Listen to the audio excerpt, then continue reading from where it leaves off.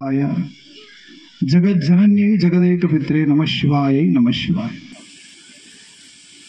ವಿಶ್ವ ಹಿಂದೂ ಪರಿಷತ್ ಬಜರಂಗದಳ ಅಯೋಧ್ಯೆಯ ಶಾಖೆ ಏಲಿಮಲೆ ಇದರ ವತಿಯಿಂದ 4ನೇ ವರ್ಷದ ಗೋಪೂಜೆ ನಡೀತಾ ಇದೆ. ಈ ಕಾರ್ಯಕ್ರಮಕ್ಕೆ ನಾವು ನೀವೆಲ್ಲ ಸಾಕ್ಷಿಗಳಾಗಿದ್ದೇವೆ.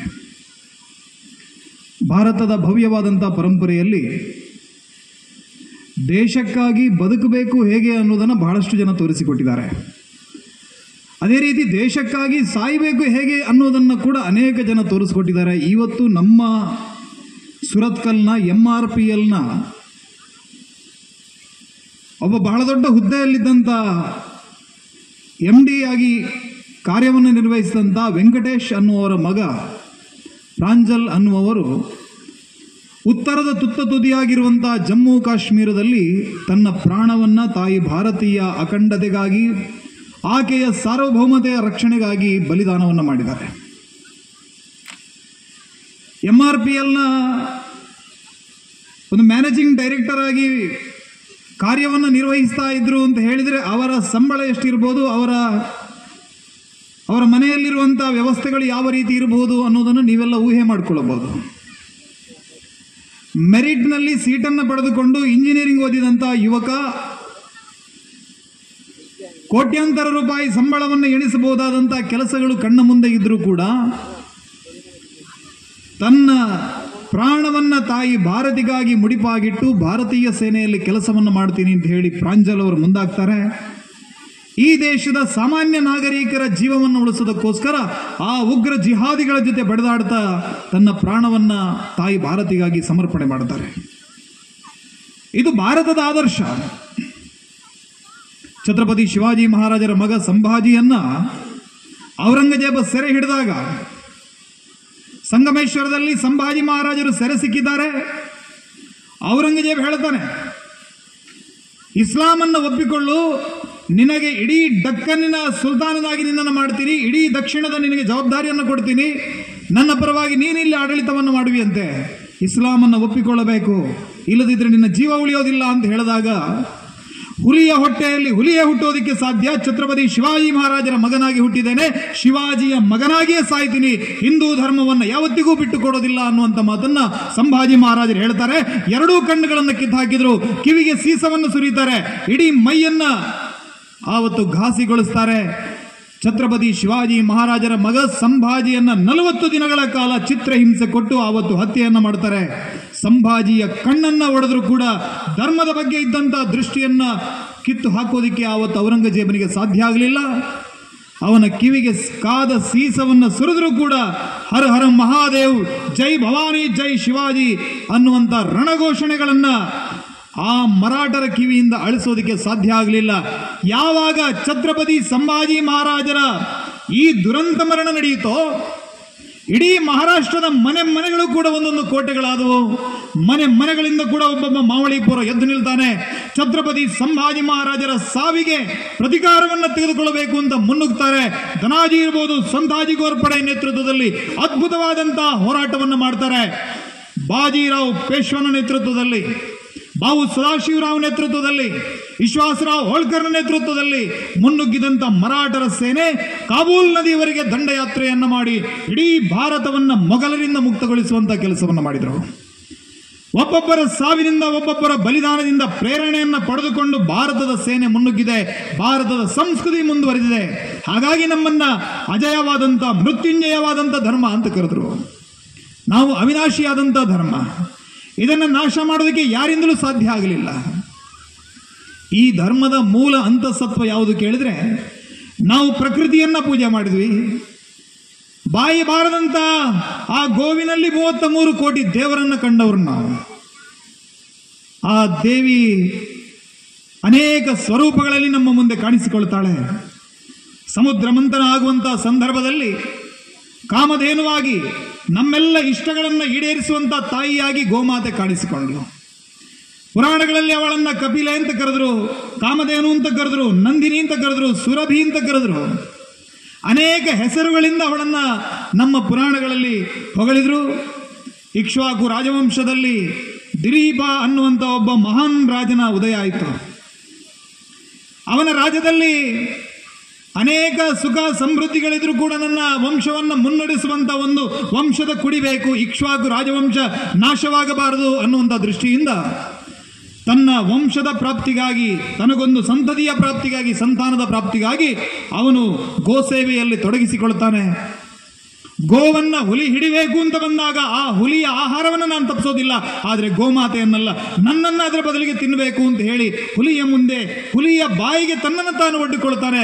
ಆ ರೀತಿಯ ದಿಲೀಪನ ವಂಶಕ್ಕೆ ಸೇರಿದವರು ನಾವು. ಈ ಶಾಖೆಗೆ ಅಯೋಧ್ಯ ಶಾಖೆ ಅಂತ ಹೆಸರಿಟ್ಟಿದ್ದಾರೆ. ಅಯೋಧ್ಯೆ ಅಂದರೆ ಯುದ್ಧದ ಕಲ್ಪನೆಯನ್ನ ಮಾಡದಂತ ಶಾಂತಿ ಪ್ರಿಯರ ನಾಡು ಅಂತ ಅರ್ಥ. ಆ ನಾಡನ್ನು ಆಳಿದವನು ಶ್ರೀರಾಮಚಂದ್ರ. ಅವನು ಕೂಡ ಇದೇ ಇಕ್ಷ್ವಾಕು ರಾಜವಂಶದಲ್ಲಿ ಹುಟ್ಟಿದವನು. ಹರಿಶ್ಚಂದ್ರ ಇರಬಹುದು, ಸತ್ಯ ಹರಿಶ್ಚಂದ್ರನು ಅನ್ನುವಂಥ ಹೆಸರಿನಿಂದ ಸತ್ಯದ ಮಹತ್ವವನ್ನು ಜಗತ್ತಿಗೆ ಸಾರಿದವರು ಆ ವಂಶದಲ್ಲಿ ಹುಟ್ಟಿದ್ರು. ಆ ವಂಶವನ್ನ ಮುನ್ನಡೆಸಿದ್ದು ಯಾರು ಕೇಳಿದ್ರೆ ಗೋವಂಶ, ಆ ಗೋವಿನ ಸೇವೆ. ನಮ್ಮ ಈ ಕರಾವಳಿಯ ಭಾಗದಲ್ಲಿ, ದಕ್ಷಿಣ ಭಾಗದಲ್ಲಿ ಕ್ರಿಸ್ತಪೂರ್ವ 235ರಲ್ಲಿ ಒಬ್ಬ ಮನುನೀತಿ ಚೋಳ ಅನ್ನುವಂಥ ಒಬ್ಬ ರಾಜನಿದ್ದಂತೆ. ಎಂಥ ನ್ಯಾಯನಿಷ್ಠುರವಾದಂಥ ರಾಜ ಅಂತ ಕೇಳಿದರೆ, ಅವನ ಅರಮನೆಯ ಹೊರಗಡೆ ಒಂದು ದೊಡ್ಡ ಗಂಟೆಯನ್ನು ಕಟ್ಟಿದ್ದ. ರಾಜ್ಯದಲ್ಲಿ ಯಾವುದೇ ಪ್ರಜೆಗಳಿಗೆ ಯಾವುದೇ ಸಮಸ್ಯೆಗಳು ಬಂದರೂ ಕೂಡ ಆ ಗಂಟೆಯನ್ನು ಬಡಿಬೇಕು. ನಾನು ರಾತ್ರಿ ಹೊತ್ತಲ್ಲಾದರೂ ಕೂಡ ಎದ್ದು ನಿಮಗೆ ನ್ಯಾಯವನ್ನು ಕೊಡ್ತೀನಿ ಅನ್ನುವಂಥ ಸಂಕಲ್ಪವನ್ನು ಆ ಮನುನೀತಿ ಚೋಳ ಮಾಡಿದ್ದ. ಒಂದು ದಿನ ಬೆಳಗಿನ ಹೊತ್ತಿನಲ್ಲಿ ಆ ಗಂಟೆಯನ್ನು ಯಾರೋ ಬಡದಂತ ಸದ್ದಾಯಿತು. ರಾಜ ಹೊರಗೆ ಬಂದು ನೋಡಬೇಕಿದ್ರೆ ಗಂಟೆಯನ್ನು ಒಂದು ಗೋವು ಬಡಿತಾ ಇದೆ. ಹಗ್ಗವನ್ನು ಕಚ್ಚಿ ಆ ಗಂಟೆಯನ್ನು ಎಳೆಯುವಂಥ ಕೆಲಸವನ್ನು ಒಂದು ಗೋವು ಮಾಡ್ತಾ ಇತ್ತು. ಹೊರಗಡೆ ಬಂದಾಗ ಆ ಗೋವಿನ ಕಣ್ಣಲ್ಲಿ ಕಣ್ಣೀರನ್ನು ನೋಡ್ತಾನೆ. ವಿಚಾರಣೆ ಮಾಡಿದಾಗ ಗೊತ್ತಾಯಿತು, ರಾಜನ ಮಗ ತನ್ನ ರಥವನ್ನು ಚಲಾಯಿಸುವಂತಹ ಸಂದರ್ಭದಲ್ಲಿ ಆ ಗೋವಿನ ಕರುವನ್ನು ಅಡಿಗೆ ಹಾಕೊಂಡು ಹೋಗಿದ್ದ. ಆ ಗೋವಿನ ಕರು ದಾರುಣವಾಗಿ ಸತ್ತಿತ್ತು. ತನ್ನ ಕರುವಿನ ನ್ಯಾಯಕ್ಕಾಗಿ ಬಂದಂತ ಆ ಗೋವಿಗೆ ನ್ಯಾಯವನ್ನು ಕೊಡಿಸ್ತೀನಿ ಅನ್ನುವಂಥ ಸಂಕಲ್ಪವನ್ನು ಮನುನೀತಿ ಚೋಳ ಮಾಡ್ತಾನೆ. ತನ್ನ ಮಗನನ್ನೇ ಶೂಲಕ್ಕೇರಿಸಿದಂಥ ಇತಿಹಾಸ ಈ ಕರ್ನಾಟಕದ, ಈ ದಕ್ಷಿಣ ಭಾರತದಲ್ಲಿದೆ. ಅಷ್ಟೊಂದು ಮಹತ್ವವನ್ನು ಗೋವಂಶಕ್ಕೆ ನಮ್ಮ ಹಿರಿಯರು ಕೊಟ್ಟಿದ್ರು. ಹೀಗೆ ಅನೇಕ ಕಥೆಗಳನ್ನು ನಾವು ಹೇಳಬಹುದು. ಇಡೀ ಭಾರತದ ಚರಿತ್ರೆಯನ್ನು ನೋಡಿದರೆ ಗೋವಿಗೆ ನಾವು ಕೊಟ್ಟಂಥ ಮಹತ್ವ ಏನು ಅನ್ನೋದು ನಮಗೆ ಅರಿವಾಗತ್ತೆ. ನಾವೆಲ್ಲರೂ ಕೂಡ ಇವತ್ತು ತುಳುನಾಡಿನ ಜನ ಇಲ್ಲಿ ಕುಳಿತಿದ್ದೇವೆ. ಯಾರಾದರೂ ಮನೆಯಲ್ಲಿ ಗೋವು ಕರು ಹಾಕತ್ತೆ ಅನ್ನುವಂಥ ಸುದ್ದಿ ಗೊತ್ತಾದರೆ ಸಾಕು, ಆ ಮನೆಯ ಮಹಿಳೆಯರಿಗೆ ಆವತ್ತು ರಾತ್ರಿ ನಿದ್ದೆ ಬೀಳಲ್ಲ. ಅವರು ಒಂದು ಚಿಮಣಿಯನ್ನು ಬೆಳಗಿಸಿ ಬೆಳಗಿನವರೆಗೆ ಕಾಯ್ತಾರೆ. ಆ ಗೋವಿನ ಸೇವೆಗಾಗಿ ಯಾವ ಸಂದರ್ಭದಲ್ಲಿ ಗೋವಿಗೆ ನೋವು ಬರುತ್ತೆ, ಅದು ಕರು ಹಾಕತ್ತೆ, ಕರು ಹಾಕಿದ ಸಂದರ್ಭದಲ್ಲಿ ಅದರ ಆರೈಕೆ ಮಾಡಬೇಕು ಅನ್ನೋ ಕಾಳಜಿಯಿಂದ ರಾತ್ರಿ ಇಡೀ ನಿದ್ದೆಯನ್ನು ಸುಟ್ಟುಕೊಂಡು ಕಾಯ್ತಾರೆ. ಆ ಗೋವು ಕರು ಹಾಕಿದ ನಂತರ ಅದನ್ನು ತನ್ನ ಮನೆಯ ಸದಸ್ಯನ ರೀತಿಯಲ್ಲಿ ಅದನ್ನು ಆರೈಕೆ ಮಾಡ್ತಾರೆ. ನಮ್ಮಲ್ಲಿ ಯಾರಾದರೂ ತೀರಿಕೊಂಡ್ರೆ ಅಮೆಸೂತಕದ ಆಚರಣೆ ಇದೆ. ನಮ್ಮ ಮನೆಯಲ್ಲಿ ಯಾವುದಾದ್ರೂ ಗೋವು ತೀರಿದ್ರೂ ಕೂಡ ಅದಕ್ಕೂ ಅಮೆಸೂತಕವನ್ನು ಆಚರಣೆ ಮಾಡುವಂಥ ಪರಂಪರೆ ತುಳುವರ ಬದುಕಿನಲ್ಲಿದೆ. ದಕ್ಷಿಣ ಭಾರತಕ್ಕೆ ಉತ್ತರದಿಂದ ನಾಥಾ ಪರಂಪರೆಯ ಸನ್ಯಾಸಿಗಳು ಬರುವಂತಹ ಸಂದರ್ಭದಲ್ಲಿ ಇದೇ ಮಂಗಳೂರಿನ ತಾರಿಪಡಪು ಅನ್ನುವಂಥ ಪ್ರದೇಶ, ನಂದನ ಬಿತ್ತಿಲು ಅನ್ನುವಂಥ ಪ್ರದೇಶಕ್ಕೆ ಆ ನಾಥಾ ಪರಂಪರೆಯ 4 ಜನ ಜೋಗಿಗಳು ಬರ್ತಾರೆ. ಆ ಜೋಗಿಗಳು ಬಂದಂಥ ಸಂದರ್ಭದಲ್ಲಿ ಅವರ ಜೊತೆ ಒಂದು ದನವನ್ನು ಕೂಡ ತೆಗೆದುಕೊಂಡು ಬಂದಿದ್ರಂತೆ. ಒಂದು ಸ್ಥಳದಲ್ಲಿ ನಿಲ್ಲಿಸಿದಾಗ ಆ ದನದ 4 ಕೆಚ್ಚಲಿನಲ್ಲಿ ಒಂದರಲ್ಲಿ ಹಾಲು ಬರಲಿಲ್ಲ, ಇನ್ನೊಂದರಲ್ಲಿ ನೀರು ಬಂತು, ಮತ್ತೊಂದರಲ್ಲಿ ಹಾಲು ಬಂತು, ಮತ್ತೊಂದರಲ್ಲಿ ರಕ್ತ ಬರುತ್ತೆ. ಈ ರೀತಿಯ ವಿಸ್ಮಯವನ್ನು ನೋಡಿದಂಥ ಆ ನಾಥಾ ಪರಂಪರೆಯ ಜೋಗಿಗಳು ಅಲ್ಲಿ ಕಾಳಭೈರವನನ್ನು ಸ್ಥಾಪನೆ ಮಾಡ್ತಾರೆ. ದೈವ ಮುಡತ್ತಾಯ ಅನ್ನುವಂಥ ಹೆಸರಿನಲ್ಲಿ ಅದರ ಆರಾಧನೆಯನ್ನು ಮಾಡ್ತಾರೆ. ಹೀಗೆ ನಮ್ಮ ಇಡೀ ಬದುಕಿನಲ್ಲಿ ಆವರಿಸಿರುವಂಥ ಒಂದು ಅದ್ಭುತವಾದಂಥ ಜೀವಿ ಯಾವುದು ಕೇಳಿದ್ರೆ ಅದು ಗೋವು. ಆ ಗೋವಿನ ಹತ್ಯೆಯನ್ನು ಈ ನೆಲದಲ್ಲಿ ಯಾವತ್ತಿಗೂ ನಾವು ಸಹಿಸಿಕೊಳ್ಳಿಲ್ಲ. ಛತ್ರಪತಿ ಶಿವಾಜಿ ಮಹಾರಾಜರು ಬಿಜಾಪುರದಲ್ಲಿದ್ದಂಥ ಸಂದರ್ಭದಲ್ಲಿ ಗೋವನ್ನು ವಧಿಸಬೇಕು ಅಂತ ತೆಗೆದುಕೊಂಡು ಹೋಗ್ತಾ ಇದ್ದಂಥ ಕಟುಕನ ಕೈಯನ್ನು ಕಡಿತಾರೆ. ರಾಜಾಳ್ವಿಕೆ ನನಗೆ ಶಿಕ್ಷೆಯನ್ನು ಕೊಡುವುದಿದ್ರೆ ಕೊಡಲಿ ಅನ್ನುವಂಥ ಸವಾಲನ್ನು ಹಾಕ್ತಾರೆ. ಅನೇಕ ಕಥೆಗಳನ್ನು ನಾವು ನೋಡಿದ್ದೀವಿ. ಈ ಕರಾವಳಿ ಭಾಗದಲ್ಲಿ ಎಷ್ಟೋ ನಮ್ಮ ಹಿಂದೂ ಕಾರ್ಯಕರ್ತರು ತಿಂಗಳಾನುಗಟ್ಟಲೆ ತಮ್ಮ ಬದುಕನ್ನು ಜೈಲಿನಲ್ಲಿ ಸವೆಸಿದಂಥ ಉದಾಹರಣೆ ಇದೆ. ಇವತ್ತು ನಮ್ಮ ಮೂಡುಬಿದಿರೆಯಲ್ಲಿ ಪ್ರವೀಣ್ ಪೂಜಾರಿ ಅನ್ನುವಂಥ ಪ್ರಶಾಂತ್ ಪೂಜಾರಿ ಅನ್ನುವಂಥ ಕಾರ್ಯಕರ್ತನ ಹತ್ಯೆ ಆಗತ್ತೆ. ಯಾವ ಕಾರಣಕ್ಕೆ? ಗೋವಿನ ಸಂರಕ್ಷಣೆಯ ಕಾರಣಕ್ಕೆ. ಅನೇಕ ಜನ ಜೈಲು ವಾಸವನ್ನು ಅನುಭವಿಸ್ತಾರೆ, ಪೊಲೀಸರ ಲಾಠಿ ಬೂಟುಗಳ ಏಟನ್ನು ತಿಂತಾರೆ. ಗೋವಿನ ಸಂರಕ್ಷಣೆಗೆ ಬೇಕಾಗಿ ತನ್ನ ಜೀವವನ್ನ ಈ ಕರಾವಳಿಯ ಮಣ್ಣಿನಲ್ಲಿ ಬಲಿದಾನ ಮಾಡಿದಂಥ ಅನೇಕ ಉದಾಹರಣೆಗಳಿವೆ. ಹಾಗಾಗಿ ಆ ಗೋವಿನ ಆದರ್ಶ ಏನು, ಆ ಗೋವಿನ ಮಹತ್ವ ಏನು ಅನ್ನೋದನ್ನು ನಾವು ನೋಡಬೇಕು. ಆಧ್ಯಾತ್ಮಿಕವಾಗಿ ಗೋವು ನಮಗೆ ಅನೇಕ ರೀತಿಯಿಂದ ನಮಗೆ ಪೂಜ್ಯನೀಯವಾದಂಥ ಒಂದು ಜೀವಿ. ಗಾವೋ ವಿಶ್ವಸ್ಯ ಮಾತರ ಅಂತ ಹೇಳಿದರು. ವೇದ ಕಾಲದಿಂದ ಕೂಡ ಗೋವಿನ ಪೂಜೆಗೆ ಬಹಳ ಮಹತ್ವವನ್ನು ಕೊಟ್ಟಂಥ ನೆಲ ಭಾರತ. ಅದರ ಜೊತೆಗೆ ಈಗಾಗಲೇ ಸಂಘ ಚಾಲಕರು ಈಗಾಗಲೇ ಹೇಳಿದರು, ಭಾರತದ ಒಟ್ಟು ಕೃಷಿ ಬದುಕು ನಮ್ಮ ಆರ್ಥಿಕತೆ ನಿಂತಿರುವಂಥದ್ದು ಗೋವಿನ ಮೇಲೆ ಅಂತ. ಈ ದೇಶದ 60% ಹಳ್ಳಿಗಳು ಇವತ್ತಿಗೂ ಕೂಡ ಗೋವಿನ ಆ ಸಂಪತ್ತನ್ನು ನಂಬಿಕೊಂಡು ಜೀವನವನ್ನು ಮಾಡುವವರಿದ್ದಾರೆ. ನಮ್ಮ ಮನೆಗಳಲ್ಲಿ ಆ ಗೋವುಗಳನ್ನು ಸಾಕಿಕೊಂಡು ಅದರ ಹಾಲನ್ನು ಮಾರಿ ಜೀವನವನ್ನು ಮಾಡುವಂತಹ ದಿನಗಳನ್ನು ಇವತ್ತಿಗೂ ಕೂಡ ನಾವು ಹಳ್ಳಿಗಳಲ್ಲಿ ನೋಡಬಹುದು. ಆ ರೀತಿಯ ಮನೆಗಳಿಗೆ ನುಗ್ಗಿ ಅವರ ಜೀವಕ್ಕೆ ಆಧಾರವಾಗಿರುವಂಥ ಆ ಗೋವುಗಳನ್ನು, ತಲವಾರುಗಳನ್ನು ಜಳಪಿಸಿ ಎಳೆದುಕೊಂಡು ಹೋಗ್ತಾರೆ. ಅವುಗಳನ್ನು ಕಸಾಯಿಖಾನೆಗೆ ಆಡ್ತಾರಂತ ಆದರೆ ಈ ನೆಲದಲ್ಲಿ ಕಾನೂನು ಸುವ್ಯವಸ್ಥೆ ಸತ್ತು ಹೋಗಿದೆ ಅಂತ ಅರ್ಥ. ಒಂದು ವೇಳೆ ಆ ರೀತಿಯ ಘಟನೆಗಳು ನಡೀತಾ ಇದ್ರೆ ಬಜರಂಗ ದಳ ಇರಬಹುದು, ಹಿಂದೂ ಜಾಗರಣ ವೇದಿಕೆ ಇರಬಹುದು, ಹಿಂದೂ ಸಂಘಟನೆಗಳು ಆ ರೀತಿಯ ಅನ್ಯಾಯದ ವಿರುದ್ಧ ಹೋರಾಟವನ್ನು ಮಾಡೋದಕ್ಕೆ ಯಾವತ್ತಿಗೂ ಕೂಡ ಸಿದ್ಧ ಇರಬೇಕು ಅನ್ನುವಂಥ ಸಂದೇಶವನ್ನು ಈ ವೇದಿಕೆಯ ಮೂಲಕ ನಾನು ಕೊಡೋದಕ್ಕೆ ಬಯಸ್ತೇನೆ. ನಮ್ಮ ಅನೇಕ ತಾಯಂದಿರು ಇಲ್ಲಿದ್ದೀರಿ. ಇವತ್ತು ನಮ್ಮ ಸಣ್ಣ ಒಂದು ಮಗು ಒಂದು ತಿಂಗಳು 1.5 ತಿಂಗಳಿನಿಂದ ಅದಕ್ಕೆ ಇಂಜೆಕ್ಷನ್ಸ್ಗಳು ಸ್ಟಾರ್ಟ್ ಆಗ್ತವೆ. 5-6 ವರ್ಷದವರೆಗೂ ಕೂಡ ಹಲವಾರು ಇಂಜೆಕ್ಷನ್ಗಳನ್ನು ನಾವು ವೈದ್ಯರ ಮೂಲಕ ಪಡ್ಕೊಳ್ಳುತ್ತೇವೆ. ಇದಕ್ಕೆ ಕಾರಣ ಏನು ಕೇಳಿದರೆ, ನಮ್ಮ ಮಕ್ಕಳಲ್ಲಿ ಕುಸಿತಾ ಇರುವಂಥ ಒಂದು ಜೀವ ನಿರೋಧಕ, ಆ ರೋಗ ನಿರೋಧಕವಾದಂಥ ಶಕ್ತಿ, ಆ ರೋಗ ನಿರೋಧಕವಾದಂಥ ಶಕ್ತಿ ಹಿಂದಿನ ಕಾಲದಲ್ಲಿ ನಮಗೆ ಯಾವುದರಲ್ಲಿ ಸಿಗ್ತಾ ಇತ್ತು ಅಂತ ಕೇಳಿದ್ರೆ ನಮ್ಮ ಸ್ವದೇಶಿ ಗೋವು ತಳಿಗಳ ಹಾಲಿನಿಂದ ಮಾತ್ರ ಅದು ಸಿಗ್ತಾ ಇತ್ತು. ಅದನ್ನು ಬೀಟಾ ಕೆರೋಟಿನ್ ಅಂತ ಹೇಳ್ತಾರೆ. ನಮ್ಮ ಮಲೆನಾಡು ಗಿಡ್ಡದ ಹಾಲನ್ನು ತಂದರೆ ಒಂದು ರೀತಿಯಲ್ಲಿ ಹಳದಿ ಬಣ್ಣದ ಒಂದು ಪದರವನ್ನು ನಾವು ನೋಡಬಹುದು. ಅದು ನಮ್ಮ ಜೀವಕ್ಕೆ ಅಮೃತಜನ್ಯವಾಗಿ, ಅಮೃತ ಸಮಾನವಾಗಿ ನಮ್ಮನ್ನು ಅನೇಕ ರೋಗಗಳಿಂದ ಪಾರು ಮಾಡಿದಂಥ ಒಂದು ಅತ್ಯುತ್ತಮವಾದಂಥ ಒಂದು ಔಷಧೀಯ ಗುಣವುಳ್ಳಂಥ ಒಂದು ಹಾಲು. ಆ ಹಾಲನ್ನು ನಾವು ಇತ್ತೀಚೆಗೆ ಕಳ್ಕೊಳ್ತಾ ಇದ್ದೀವಿ. ನಾನು ಅನೇಕ ಸಂದರ್ಭಗಳಲ್ಲಿ ಹೇಳೋದಿದೆ, ಇವತ್ತು ನೀವೇನು ಪ್ಯಾಕೆಟಿನ ಹಾಲನ್ನು ತಂದು ಬಳಸ್ತಾ ಇದ್ದೀರಿ, ನಂದಿನಿ ಅಂತ ಹೇಳಿ, ಅದು ನಂದಿನಿ ಅಲ್ಲ, ಅದು ಹಂದಿನಿ. ಅದು ಹಂದಿನಿ ಯಾಕೆ ಅಂತ ಕೇಳಿದರೆ, ಅದನ್ನು ಇವತ್ತಿಗೂ ಕೂಡ ಅದನ್ನು ನೀವು ಆರ್ಟಿಫಿಷಿಯಲ್ ಇನ್ಸೆಮಿನೇಷನ್ ಅಂತ ಹೇಳ್ತಾರೆ. ಅದನ್ನು ಲ್ಯಾಬ್ನಲ್ಲಿ ಹಂದಿಯ ಯಾವುದೋ ಒಂದು ಜೀವದ ವರ್ಣತಂತುವನ್ನು ತಂದು ಅದಕ್ಕೆ ಜೋಡಿಸಿ ಅದರ ಮೂಲಕ ಡೆವಲಪ್ ಮಾಡಿದಂಥ ಒಂದು ಹಸುವನ್ನು ನಾವೀಗ ನೋಡ್ತಾ ಇರುವಂಥದ್ದು. ಜರ್ಸಿ ಇರ್ಬೋದು ಅಥವಾ ಆಸ್ಟ್ರಿಯನ್ ಇರ್ಬೋದು, ಈ ರೀತಿಯ ಹಸುಗಳು, ಹಾಲ್ಸ್ಟೈನ್ ಇರ್ಬೋದು. ಇದನ್ನು ಈ ಕಾರಣದಿಂದಾಗಿ ಆ ಹಸುಗಳಲ್ಲಿ ನಾವು ಕ್ವಾಂಟಿಟಿಯನ್ನು, ಪ್ರಮಾಣವನ್ನು ಹೆಚ್ಚು ಮಾಡಿದ್ದೀವಿ ಬಿಟ್ಟರೆ ನಮಗೆ ಅದರ ಗುಣಮಟ್ಟವನ್ನು ಹೆಚ್ಚು ಮಾಡೋದಕ್ಕೆ ಇವತ್ತಿಗೂ ಹಾಲಿನ ಗುಣಮಟ್ಟವನ್ನು ಹೆಚ್ಚಿಸೋದಕ್ಕೆ ಸಾಧ್ಯ ಆಗಲಿಲ್ಲ. ಹಾಗಾಗಿ ನಾವೆಲ್ಲರೂ ಕೂಡ ನಮ್ಮ ಮುಂದಿನ ಪೀಳಿಗೆಯ ಸುರಕ್ಷತೆಗೆ ಬೇಕಾಗಿ ನಮ್ಮ ಮನೆಗಳಲ್ಲಿ ಒಂದು ನಾಟಿ ಹಸು, ಯಾವುದನ್ನು ನಮ್ಮ ಊರಿನಲ್ಲಿ ಮಲೆನಾಡು ಗಿಡ್ಡ ಅಂತ ಹೇಳ್ತೀವಿ, ಆ ರೀತಿಯ ಒಂದು ಸ್ಥಳೀಯವಾದಂಥ ದೇಶಿ ಹಸುವನ್ನು ಸಾಕುವಂಥ ಕೆಲಸವನ್ನು ನಾವೆಲ್ಲ ಮಾಡೋಣ. ಆ ಮೂಲಕ ನಮ್ಮ ದೇಶಿ ಪಶು ಸಂಪತ್ತನ್ನು ಉಳಿಸುವಂಥ ಕೆಲಸವನ್ನು ನಾವೆಲ್ಲ ಮಾಡೋಣ ಅನ್ನುವಂಥ ಮಾತನ್ನು ಹೇಳ್ತಾ, ಬಜರಂಗ ದಳ ಇಡೀ ರಾಜ್ಯಾದ್ಯಂತ ಕೆಲಸವನ್ನು ಮಾಡ್ತಾ ಇದೆ. ಒಂದು ಅದ್ಭುತವಾದಂಥ ಸಂಘಟನೆ. ನನ್ನ ಆರಂಭಿಕ ಹಂತಗಳನ್ನು ನನ್ನ ಆರಂಭಿಕವಾದಂಥ ಸಾಮಾಜಿಕ ಚಟುವಟಿಕೆಗಳು ಆರಂಭ ಆಗಿರೋದು ಬಜರಂಗ ದಳದ ಮೂಲಕ. ಹನುಮಂತನ ಒಂದು ಗುಣ, ಅದ್ಭುತವಾದಂಥ ಗುಣ ಏನು ಕೇಳಿದರೆ, ಅವನ ಶಕ್ತಿ ಏನು ಅನ್ನೋದರ ಅರಿವೇ ಅವನಿಗಿಲ್ಲ. ಯಾವಾಗ ಸೀತಾಮಾತೆಯ ಹುಡುಕಾಟಕ್ಕಾಗಿ ಎಲ್ಲರೂ ಹೊರಟು ನಿಂತರು ಸಮುದ್ರ ತೀರದಲ್ಲಿ, ಹನುಮಂತ ತಲೆಯ ಮೇಲೆ ಕೈ ಇಟ್ಟು ಕೂತಿದ್ದಾನೆ. ಆಗ ಅಕ್ಕಪಕ್ಕದಲ್ಲಿದ್ದಂಥ ಅನೇಕ ಜನ ಹಿರಿಯರು ಬಂದು ಹೇಳ್ತಾರೆ, ಹನುಮಂತ ಯಾಕೆ ಚಿಂತೆಯನ್ನು ಮಾಡ್ತಾ ಇದ್ದೀನಿ ಅಂತ ಕೇಳಿದಾಗ ಶ್ರೀರಾಮದೇವರು ಕಣ್ಣೀರನ್ನು ಸುರಿಸ್ತಾ ಇದ್ದಾರೆ. ನಮ್ಮ ಕೈಯಿಂದ ಏನೂ ಮಾಡೋದಕ್ಕೆ ಸಾಧ್ಯ ಆಗ್ತಾ ಇಲ್ಲ, ಸೀತಾಮಾತೆಯನ್ನು ಹುಡುಕಬೇಕು ನಾವು ಹೇಗಾದರೂ ಮಾಡಿ ಅಂತ ಹೇಳಿದಾಗ, ಅಂಥ ಸಾಮರ್ಥ್ಯ ನಿನ್ನ ಒಳಗಿದೆ, ನಿನಗೆ ಗೊತ್ತಿಲ್ಲ.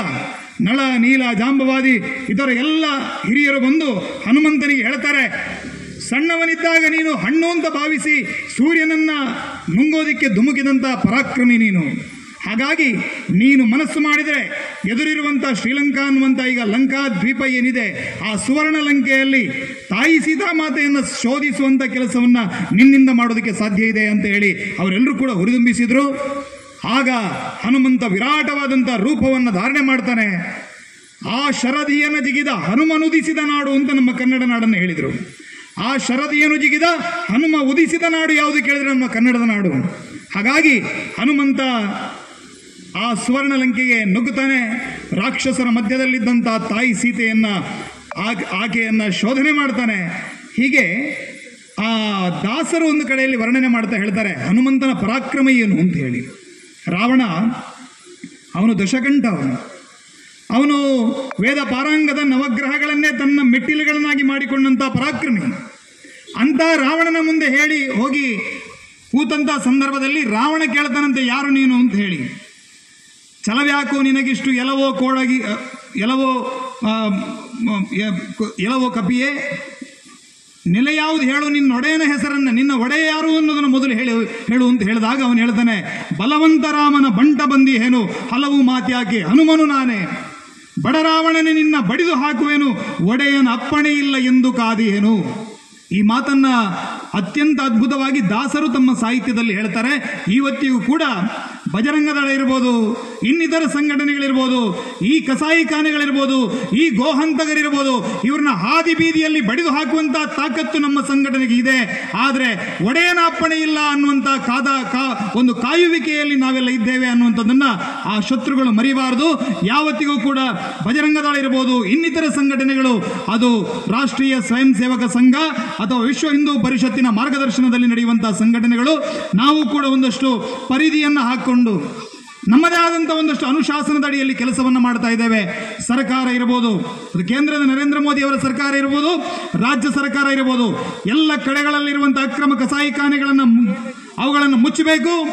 ಹಾದಿ ಬೀದಿಗಳಲ್ಲಿ ನಡೆಯುವಂತಹ ಗೋಹತ್ಯೆಯನ್ನು ತಡಿಬೇಕು. ಆ ಗೋವಿಗೆ ಪವಿತ್ರವಾದಂತಹ ಸ್ಥಾನಮಾನವನ್ನು ಕೊಡಬೇಕು. ನರೇಂದ್ರ ಮೋದಿ ಅವರು ಇತ್ತೀಚೆಗೆ ಸಂಸತ್ ಭವನದ ಉದ್ಘಾಟನೆ ಆಗುವಂತಹ ಸಂದರ್ಭದಲ್ಲಿ ಇದೇ ನಾನಾಗ ಉಲ್ಲೇಖ ಮಾಡಿದಂತಹ ಚೋಳ ಪರಂಪರೆಯ ಸೆಂಗೋಲ್ ಅನ್ನುವಂಥ ರಾಜದಂಡವನ್ನು ಹಿಡಿದುಕೊಂಡು ಸನ್ಯಾಸಿಗಳನ್ನು ತನ್ನ ಜೊತೆಯಲ್ಲಿಟ್ಟುಕೊಂಡು ಪಾರ್ಲಿಮೆಂಟಿನೊಳಗೆ ಪ್ರವೇಶವನ್ನು ಮಾಡಿದರು. ಭಾರತದ ಆ ಸಾಂಸ್ಕೃತಿಕ ಪುನರುತ್ಥಾನವನ್ನು ನಾವೆಲ್ಲ ಕಣ್ತುಂಬಿಕೊಂಡೆವು. ಆ ರಾಜದಂಡದ ತುದಿಯಲ್ಲಿರುವುದು ಯಾವುದು ಕೇಳಿದರೆ ವೃಷಭದ ಚಿಹ್ನೆ, ಅದು ಧರ್ಮದ ಪ್ರತೀಕ ಅಂತ ಭಾವಿಸಿದಂಥ ಹಿಂದೂ ಸಮಾಜ.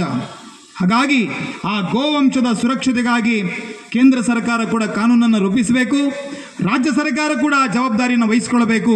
ಇದು ಬಜರಂಗ ದಳದ, ವಿಶ್ವ ಹಿಂದೂ ಪರಿಷತ್ತಿನ ಎಲ್ಲ ಹಿಂದೂ ಸಂಘಟನೆಗಳ ಆಶಯ.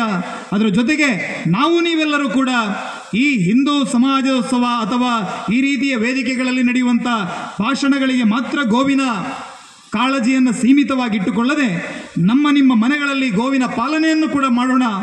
ಇವತ್ತು ಹಾದಿ ಬೀದಿಯಲ್ಲಿರಬೇಕಾದಂಥ ನಾಯಿಗಳೆಲ್ಲ ಬಂದು ನಮ್ಮ ಸೋಫಾವನ್ನು ಹತ್ತುಕೊಂಡು ಬದಿಯಲ್ಲಿ ಕುಳಿತುಕೊಂಡು ಟಿವಿ ನೋಡ್ತಾ ಇವೆ. ನಮ್ಮ ಮನೆಯೊಳಗಡೆ ಇರಬೇಕಾದಂಥ, ನಮ್ಮ ಮನೆಯ ಭಾಗ್ಯಲಕ್ಷ್ಮಿ ಆಗಿರಬೇಕಾದಂಥ ಗೋ ಸಂಪತ್ತು ಎಲ್ಲೋ ಹಾದಿ ಬೀದಿಗಳಲ್ಲಿ ಪ್ಲಾಸ್ಟಿಕ್ ತಿಂದುಕೊಂಡು ಬದುಕ್ತಾ ಇರೋದನ್ನು ಕೂಡ ನಾವು ಕಣ್ತುಂಬಿಸ್ಕೊಳ್ತಾ ಇದ್ದೀವಿ. ಅಂತ ದರಿದ್ರ ಸ್ಥಿತಿಗೆ ಇವತ್ತು ಸಮಾಜ ಜಾರಿದ್ರೆ ಅದರಲ್ಲಿ ಹಿಂದೂ ಸಮಾಜದ ತಪ್ಪು ಕೂಡ ಇದೆ. ಆ ತಪ್ಪನ್ನು ನಾವು ಎಲ್ಲಿ ಸರಿಪಡಿಸಿಕೊಳ್ಳಬಹುದು? ನಮ್ಮ ಊರುಗಳಲ್ಲಿರುವಂಥ ಗೋಮಾಳದ ಜಾಗ ಯಾವುದು, ಅಲ್ಲಿ ಇವತ್ತಿರುವಂತಹ ಕಟ್ಟೋಣಗಳು ಯಾವುದಿದೆ, ಅವುಗಳನ್ನು ನಾವು ಯಾವ ರೀತಿಯಲ್ಲಿ ತೆರವು ಮಾಡಿಸ್ಕೊಳ್ಳಬಹುದು, ಅಥವಾ ಯಾರಾದರೂ ಆಕ್ರಮಣ ಮಾಡಿಕೊಂಡಿದ್ರೆ, ಅತಿಕ್ರಮಣ ಮಾಡಿಕೊಂಡಿದ್ರೆ ಅವರಿಂದ ಹೇಗೆ ಬಿಡಿಸ್ಕೊಳ್ಳಬಹುದು? ಇದರ ಬಗ್ಗೆ ಕಾನೂನು ಹೋರಾಟವನ್ನು ಮಾಡೋಣ. ಪ್ರತಿ ಗ್ರಾಮಗಳಲ್ಲಿ ಗೋಶಾಲೆಗಳನ್ನು ತೆರೆಯೋಣ. ಅನಾಥವಾದಂಥ ಬೀಡಾಡಿ ಗೋವುಗಳನ್ನು ಸಂರಕ್ಷಣೆ ಮಾಡುವಂಥ ಕೆಲಸವನ್ನು ಮಾಡೋಣ. ಯಾರ್ಯಾರು ಗೋವುಗಳನ್ನು ಸಾಕಿ ಅದರ ಮೂಲಕ ಜೀವನವನ್ನು ಸಾಗಿಸ್ತಾ ಇದ್ದಾರೆ ಅಂತ ಗೋಪಾಲಕರನ್ನು ಗುರುತಿಸಿ ಅವರನ್ನು ಗೌರವಿಸುವ, ಅವರ ಗೋ ಸಂಪತ್ತಿಗೆ ರಕ್ಷಣೆಯನ್ನು ಕೊಡುವಂಥ ಕೆಲಸವನ್ನ ನಾವು ನೀವೆಲ್ಲ ಮಾಡೋಣ ಅನ್ನುವಂಥ ಮಾತಿನ ಜೊತೆಗೆ ನನ್ನ ಮಾತನ್ನು ಮುಗಿಸ್ತಾ ಇದ್ದೇನೆ. ಬೋಲೋ ಭಾರತ್ ಮಾತಾ ಕಿ.